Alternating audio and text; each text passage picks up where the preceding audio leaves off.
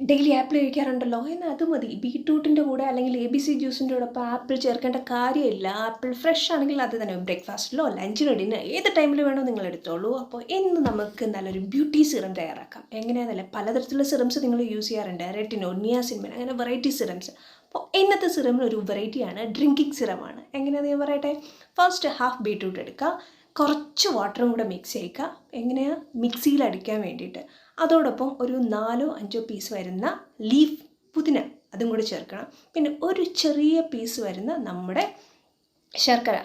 ഇത് ഇത്രയും കൂടെ നന്നായിട്ടൊന്ന് മിക്സ് ചെയ്ത് അടിച്ചെടുക്കുക. അതിലേക്ക് എന്ത് വേണം, നമുക്ക് സോക്ക് ചെയ്ത് വെച്ചേക്കുന്ന ചിയ സീഡ്, അതും കൂടെ 1 സ്പൂൺ മതി, ഒത്തിരി വേണ്ട. ചിയ സീഡ് നമ്മുടെ ബോഡിയിൽ എത്രയാണോ വേണ്ട അതനുസരിച്ച്. പലർക്കും മോർണിംഗ്, അതായത് വെറും വയറ്റിൽ ഇങ്ങനത്തെ കാര്യങ്ങൾ കുടിക്കുമ്പോൾ പറ്റത്തില്ല. അതുകൊണ്ട് നിങ്ങൾ ചായ, ബ്രേക്ക്ഫാസ്റ്റ് അങ്ങനത്തെ കാര്യങ്ങൾ കഴിച്ചിട്ട് വേണമെങ്കിൽ ഒരു 11 o'clock ആ ഒരു ടൈമിന് ഇതും കൂടി ഒരു ഡ്രിങ്ക് ആക്കുക.